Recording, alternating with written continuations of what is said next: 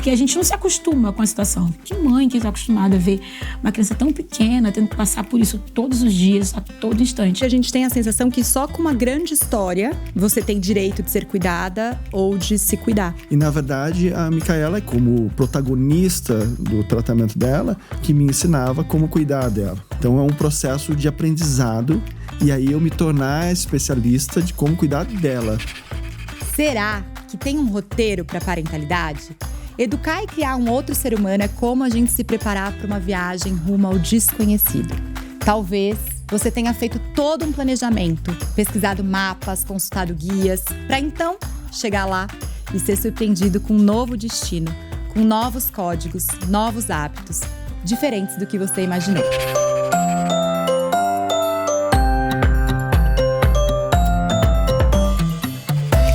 Eu sou a Camila, eu sou uma mulher branca com olhos e cabelos castanhos abaixo dos ombros. Eu tô usando um blazer amarelo e atrás de mim tem um fundo de madeira com quadros e plantas. Olá, eu sou o André Tonani, eu sou branco, tenho cabelos pretos, olhos pretos, barba, tenho cabelo comprido, mas tá preso num coque.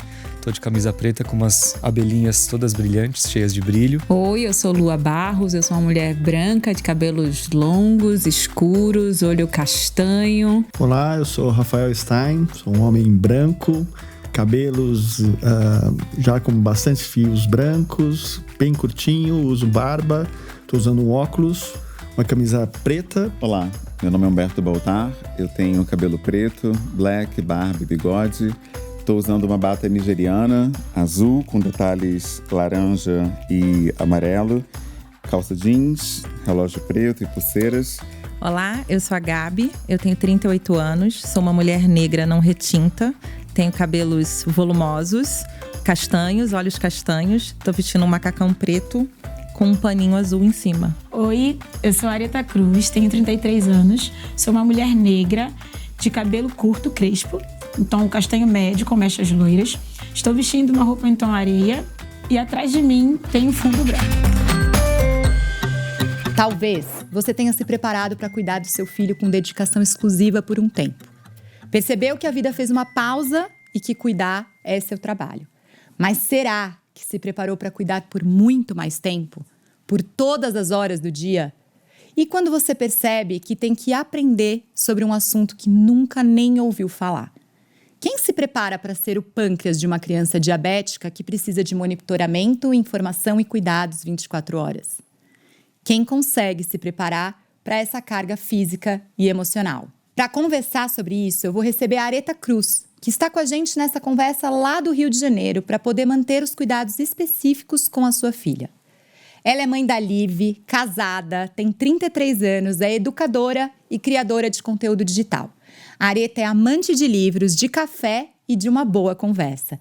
Seja muito bem-vinda, Areta. A gente quer muito ouvir a sua história. No início foi um baque, foi bem difícil, né? Minha filha tinha 2 anos e nós descobrimos um diagnóstico sem nenhum antecedente familiar, né? Minha filha tinha 2 anos e aí a gente se viu num mundo, assim, é como se o mundo tivesse caído, né? E eu tinha que me levantar, né? Pegar os escombros e continuar. No início foi bem difícil. Nós ficamos internadas por 12 dias no centro intensivo. Mas logo após, assim, a gente sair de lá, precisei saber como cuidar, mesmo tendo o auxílio, né, de um profissional, de um médico responsável. Nós precisamos ter que correr atrás para saber como cuidar, o emocional, questão mesmo do funcionamento, né, do pâncreas dela. Era tudo novo para mim. Apesar de ser uma doença que é crônica e é falada, a gente não sabia, eu não sabia de fato o que o diabetes era. Então foi bem difícil no começo. Conta pra gente, então, qual é que foi pra você a maior dificuldade dentro dessa realidade que tem esse nome, né? Mãe Pâncreas. Como foi isso? Olha, no início, eu achava assim, eu tô aqui, né, internada com a minha filha, mas quando eu sair, ela vai ser medicada e tudo vai voltar ao normal. Mas quando eu saí, eu vi que eu precisava fazer o papel, um dos papéis, né, porque o pâncreas tem outras funções, mas eu precisei fazer o papel de uma das funções do pâncreas. Eu fiquei assim, me vi perdida. para mim, o mais difícil mesmo foi a questão emocional, sabe? Eu precisei amadurecer muito e, assim, rápido, porque eu via que minha filha dependia de mim, a vida dela dependia de mim. A qualquer momento ela poderia, qualquer erro meu, qualquer dose errada, eu simplesmente levar minha filha a óbito. Então, assim, para mim, foi muito difícil. Mas, aos poucos, eu fui me adaptando, fui aprendendo um pouco mais. Mas a questão emocional pegou muito no início. E até hoje eu tô tentando, assim, é um aprendizado, é um crescimento gradativo, sabe? Gradual. Areta, quantos anos a Liv tá agora? Hoje a Liv tem 5 anos. Então faz 3 anos que você é o pâncreas dela. Sim, há 3 anos. E alguém que ouviu essa história, como vocês se sentem por aqui? Olha, Areta, eu sempre gosto de trazer um pouco de humor, porque a gente sempre tem que ver uma luz no fim do túnel, né? Em todas as situações. Eu não consigo cuidar nem do que eu tenho para fazer no meu dia, então eu imagino como deve ser para você, que tem que cuidar de ser mulher, de ser mãe, de ser esposa. Não sei se você é casada, a gente tá se conhecendo agora. Sim. Mas eu imagino que é muita responsabilidade em cima de você, né? Como que você busca auxílio também para a pessoa Areta? Como que você busca auxílio para você também dar conta de tudo isso? Dar conta mesmo, eu sei que eu nunca vou conseguir dar conta, né? Nem como mãe mesmo, como mulher, mas inclusive nessa situação, nessa condição, como mãe pâncreas, eu sei que eu nunca vou conseguir dar conta. Por mais que eu consiga me adaptar, eu digo que a gente, enquanto mãe pâncreas, a gente se adapta.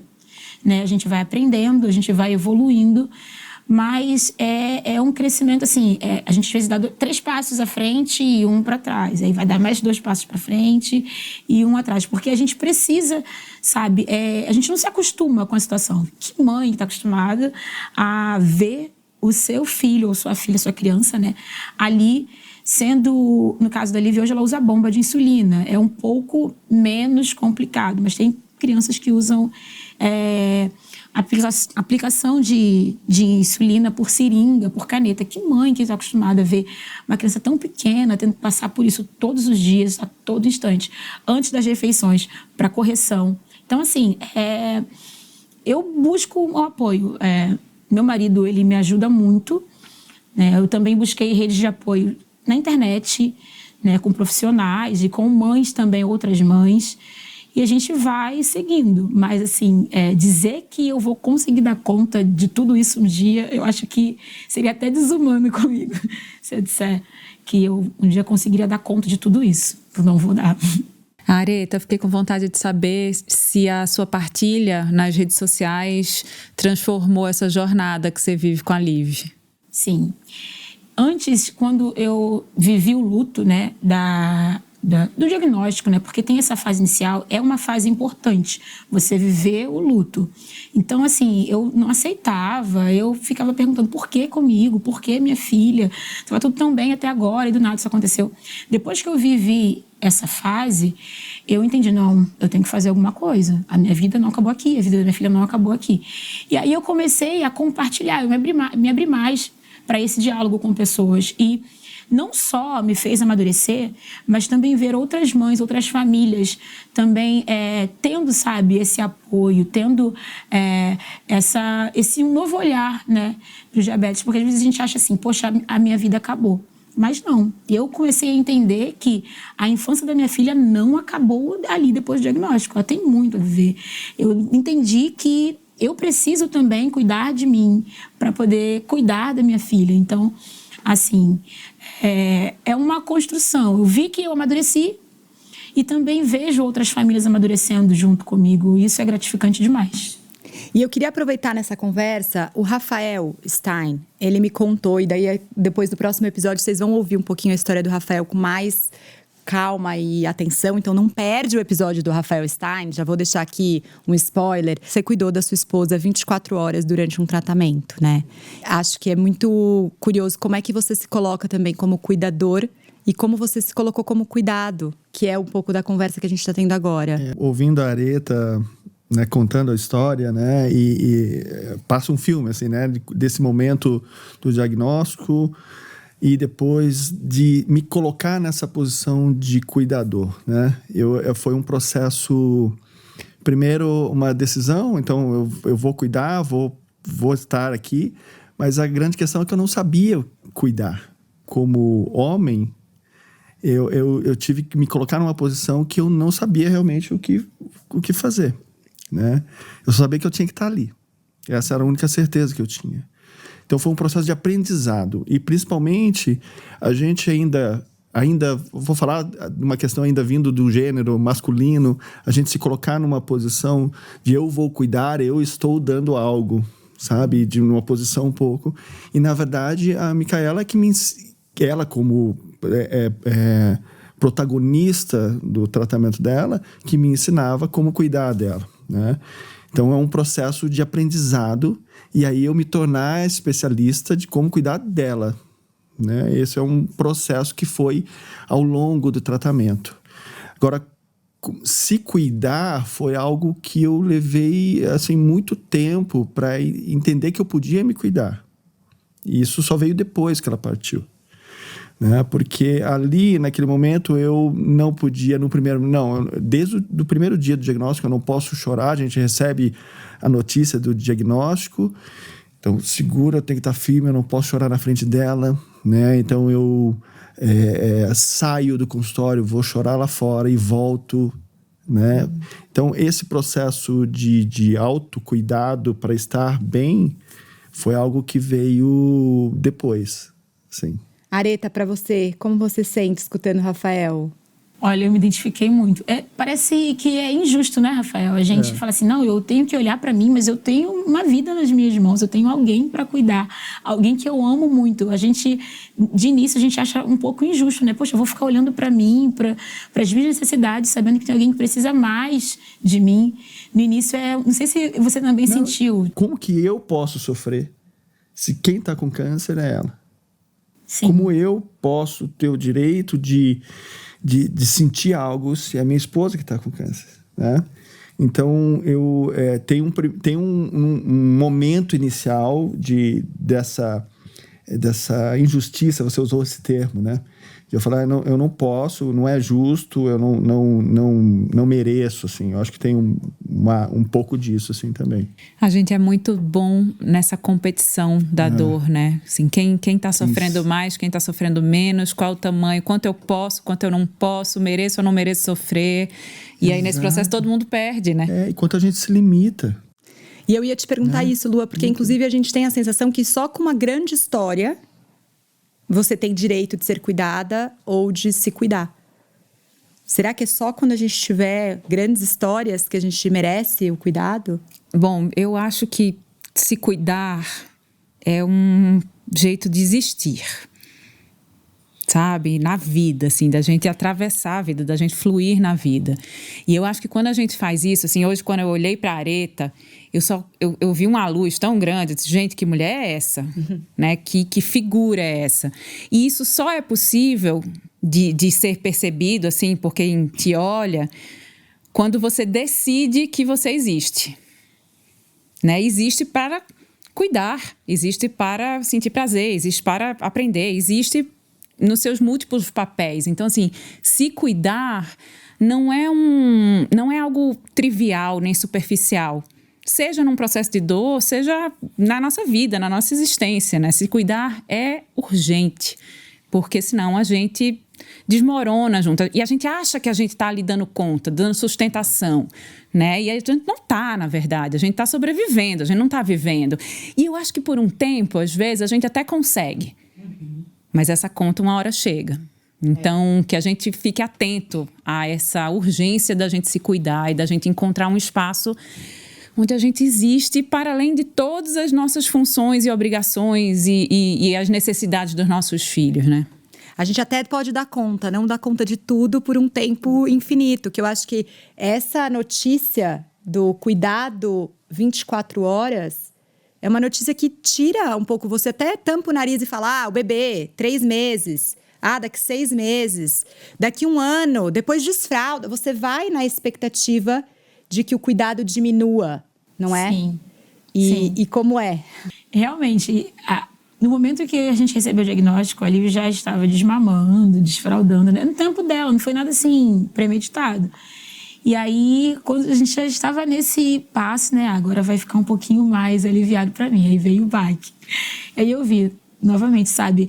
Eu ter que aprender algo que não me foi ensinado e ficar ali, sabe? Continuamente. Até mesmo nas madrugadas, sabe? Porque já houve casos da Liv ter convulsionado praticamente 2 vezes. Então, assim, dormir pra mim era aquilo. Pregava olho por alguns momentos e aí eu acordava. E meu marido também. Assim, o nosso sono mudou completamente e ela não é mais bebê.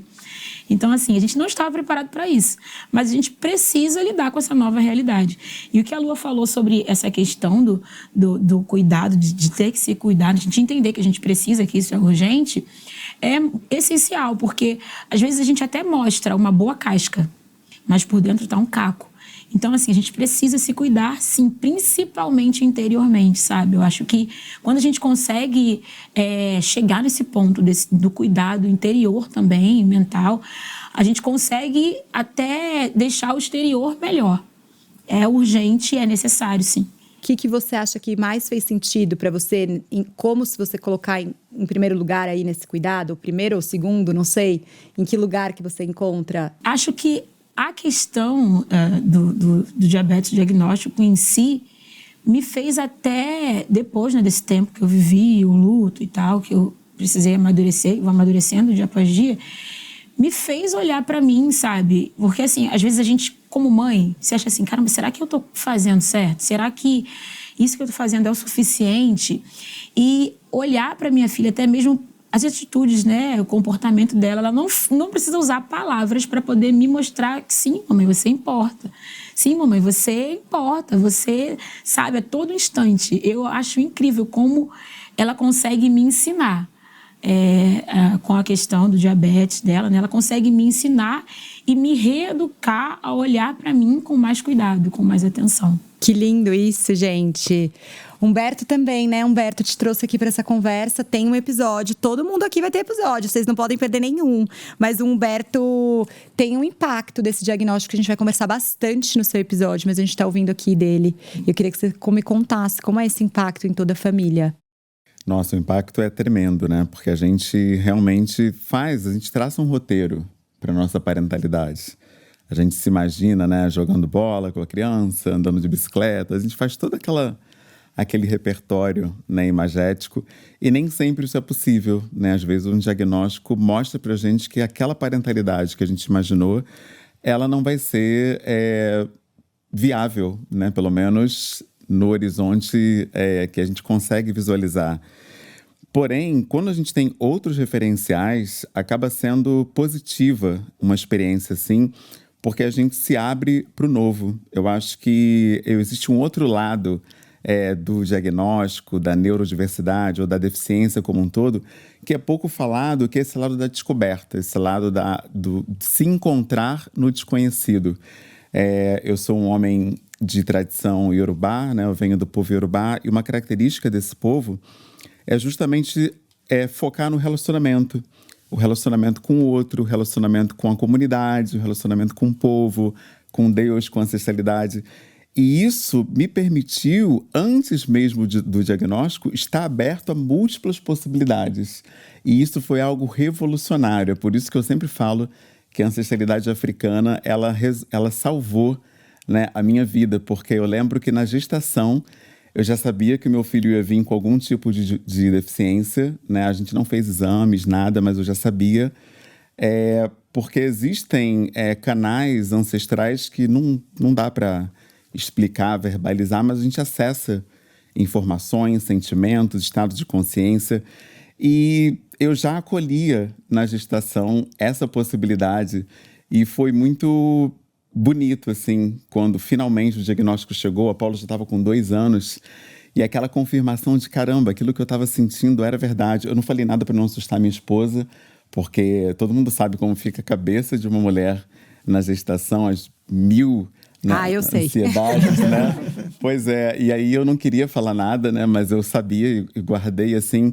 Mas quando veio o diagnóstico, veio aquela coisa de, nossa, realmente eu estou no lugar onde eu deveria estar.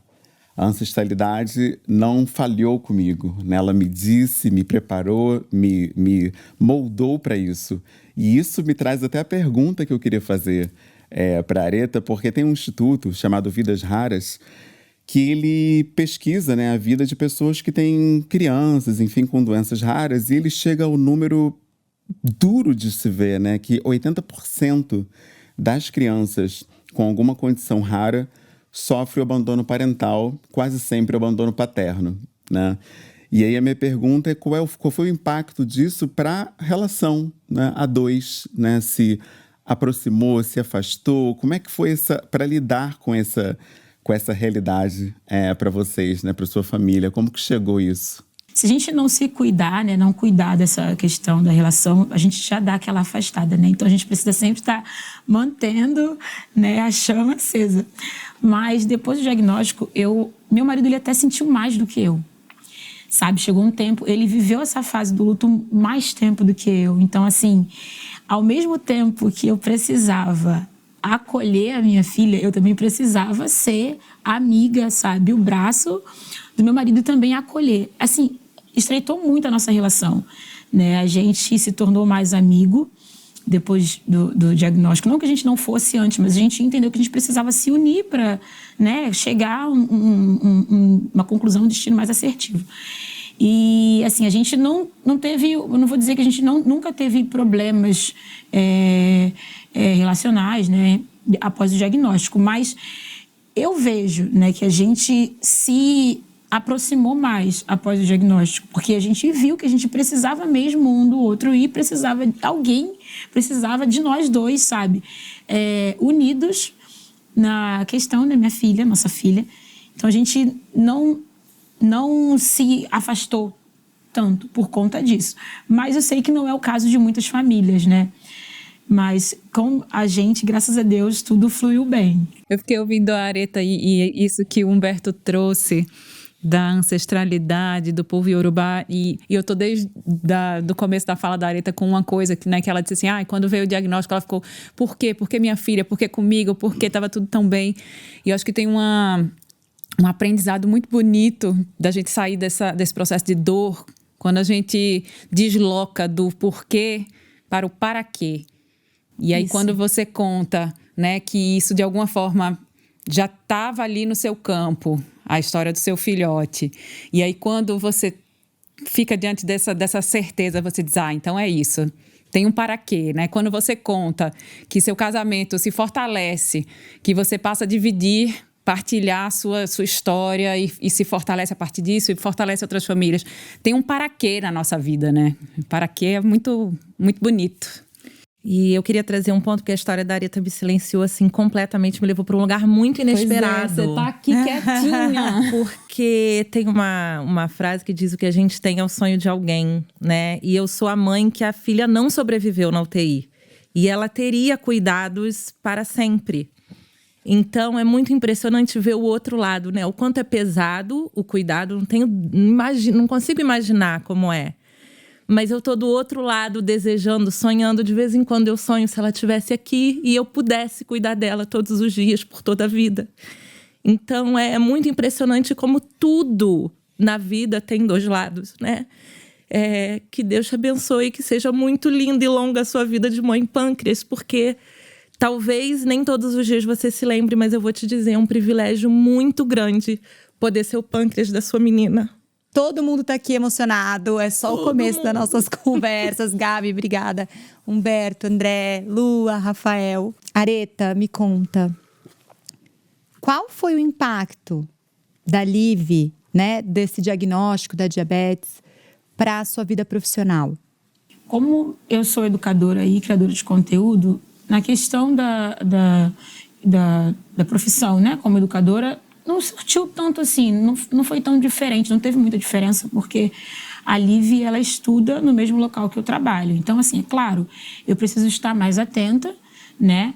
Eu precisei educar também, porque a criança com diabetes na escola, nem todo mundo, não só a mãe não está preparada, mas até mesmo os profissionais na escola, nem todos estão preparados. Então, eu precisei estar ali e estar sempre mostrando, né, como fazer, mas não surtiu tanto, assim, tanta diferença. Mas, enquanto criadora de conteúdo, por exemplo, existem convites que eu preciso rejeitar. Quando não, por exemplo, no caso do podcast, houve a possibilidade, eu queria muito participar, houve a possibilidade de fazer isso remotamente, mas às vezes não há essa possibilidade, então às vezes eu preciso recusar, né? Mesmo sendo algo interessante que, sabe, que eu fique com vontade de participar, que envolva meu coração, assim, mas nem sempre é possível. Então, em partes, não mudou muita coisa, mas por outro lado, sim. E assim, hoje em dia eu recuso sem olhar para trás, sem peso, porque eu sei que é necessário. Hoje eu sou a principal cuidadora e eu tô aqui tomando a frente, mas um dia ela vai alcançar a independência dela e eu sei que esse dia vai chegar, mas por enquanto eu tô aqui e estarei. Cuidar é um ato de amor conosco e com quem amamos. É uma ação individual com impacto coletivo. No quadro Tempo de Cuidar, a psicóloga e terapeuta familiar Thaís Mazzi, mãe do Pedro e da Melissa, nos ajudará a organizar as conversas e a nos percebermos. É um direito que deve ser assegurado pelo macrosistema, governo, políticas públicas e nos microsistemas, em nossas redes de afetos de humanidade.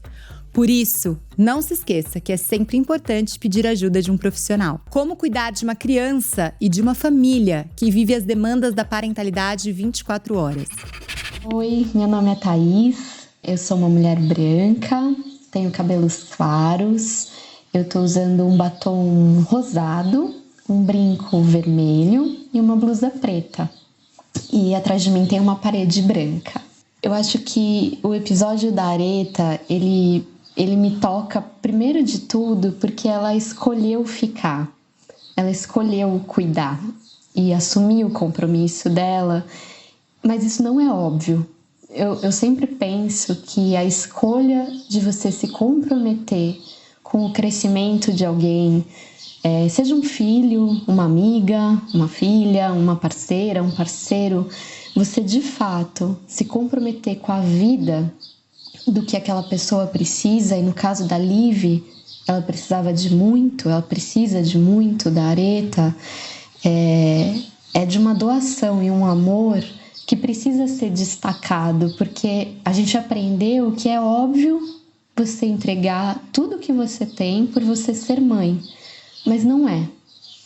E ela podia ter escolhido parcialmente, mas a Aretha conta uma história que, claro, que tem momentos de oscilação. Eu adoraria, assim, abraçar a Aretha e entender com ela, né? Ou acariciar os momentos em que essa escolha falha, porque claro que falha, né? Mas, sobretudo, tem a intenção de. E eu acho que o amor, a entrega, né? Ele também se apoia na nossa intenção de acertar, e não só quando a gente acerta. Então, acho que esse é o primeiro lugar que a Aretha convida a gente, que é esse compromisso, que não se mede pelo acerto e pelo erro, mas se mede pela presença, por dizer, eu tô aqui, eu assumo isso com você, né? Eu partilho da sua vida com a minha, né? A gente tá juntas. Então, a Aretha me emocionou muito com esse lugar.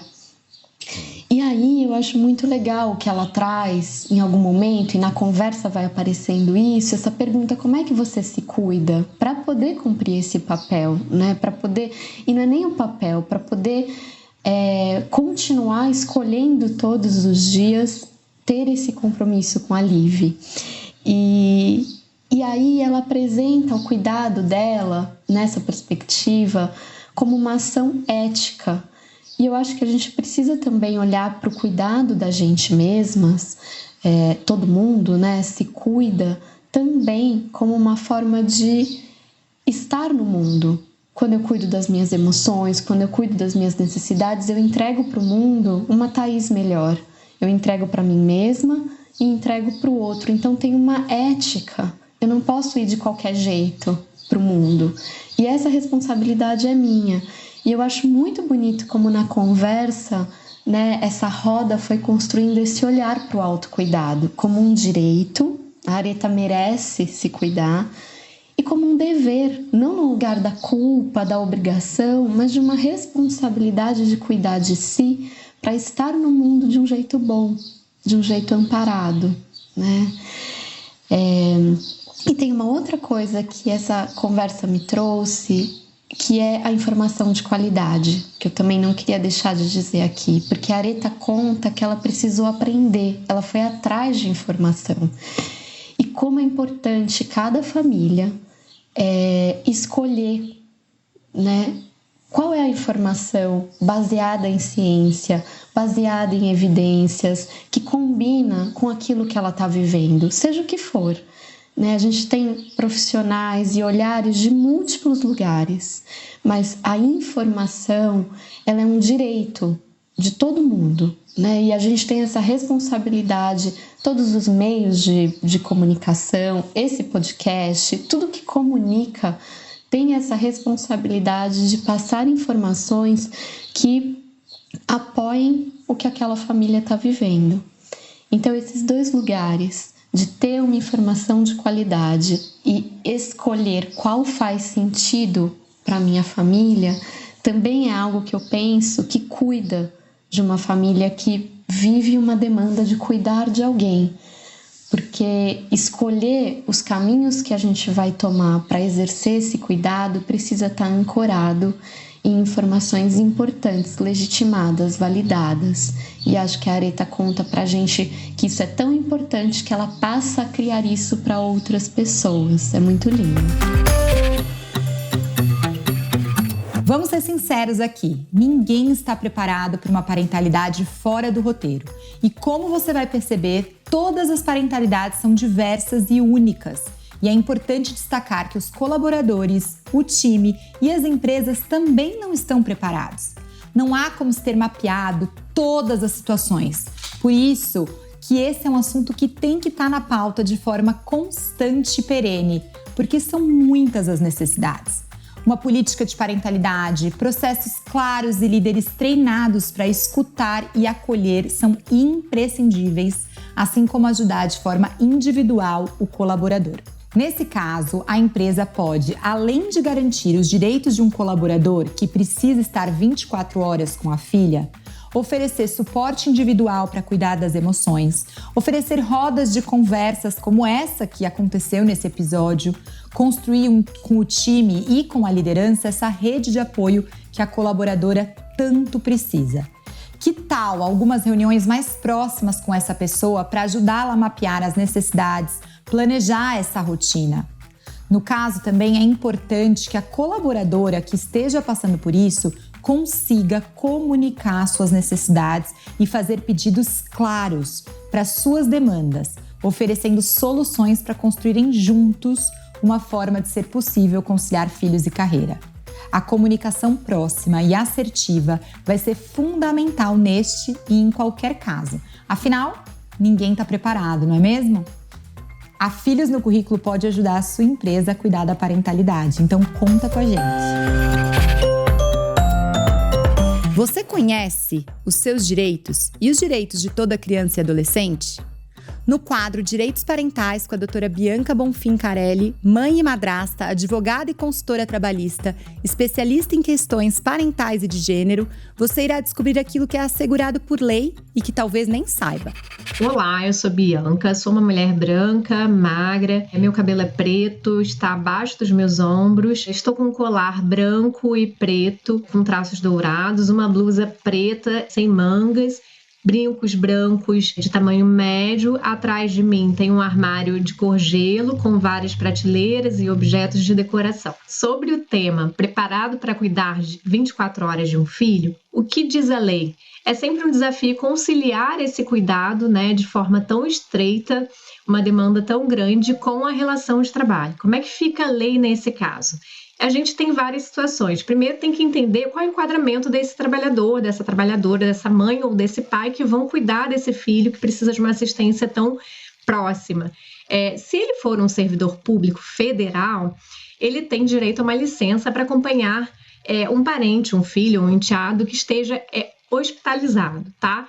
E aí a gente equipara esse hospitalizado a uma pessoa que precisa de cuidados mais estreitos, de uma assistência 24 horas.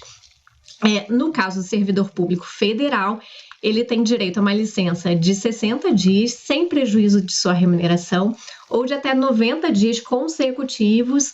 Aí sim, seria uma licença sem vencimentos, tá? Isso a cada ciclo de 12 meses. Então, a cada um ano, ele tem direito de se afastar 60 dias consecutivos ou não, sem prejuízo de sua remuneração. E, além disso, 90 dias como uma licença sem vencimentos, tá? Para isso, quais são os requisitos para que ele consiga esse direito, né? O reconhecimento desse direito. Que esses filhos e enteados vivam às suas expensas, né? Que ele seja o responsável pelo pagamento dessas despesas ou parte do pagamento das despesas desse filho ou desse enteado, que ele conste do seu registro funcional, então tem que estar constando ali como dependente. Ele vai precisar passar por uma perícia médica, apresentar essa documentação a uma perícia médica e aquela criança precisa da assistência direta daquele servidor. Além disso, ele precisa comprovar que a assistência àquela criança não é compatível com o seu trabalho, com o exercício do seu cargo, nem que seja feita uma compensação de horário, por exemplo, e etc. Para quem é servidor público municipal ou estadual, precisa ver a normativa referente ao seu estado ou ao seu município, que a gente não tem como esgotar todas as situações. E o CLT? Quem não é servidor público, quem trabalha com carteira de trabalho assinado, como é que funciona? Pasmem, mas a CLT só garante um dia de falta justificada para acompanhar um filho a uma consulta médica ou algo nesse sentido. A CLT não fala da situação de uma criança que precisa de cuidados 24 horas. A CLT não fala de uma criança que está internada. Então, a gente precisa buscar essas respostas em outros diplomas legais. Então, a gente tem, por exemplo, a nossa Constituição, que fala que a criança tem direito à saúde e ao pleno desenvolvimento. A Constituição fala também que é dever da família e da sociedade do Estado garantir, né, esse pleno desenvolvimento, garantir o direito à saúde. E o Estatuto da Criança e do Adolescente diz a mesma coisa, o artigo 7º do Estatuto da Criança e do Adolescente, e da mesma forma o Código Civil estabelece que é um dever do pai e da mãe garantir, cuidar, né, prover o cuidado de seus filhos.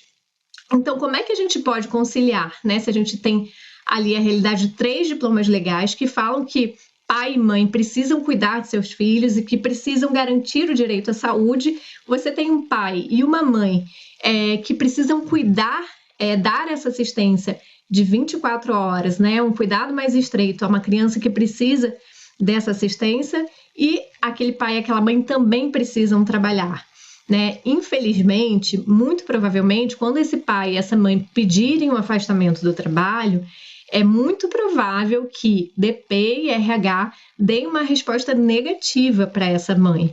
E aí talvez ela precise realmente buscar um advogado para ter o reconhecimento desse direito, né? Às vezes vai ser administrativamente, a partir de uma interpelação extrajudicial daquele advogado, daquela advogada, ou talvez tenha que buscar um caminho de judicializar para ter o reconhecimento desse direito.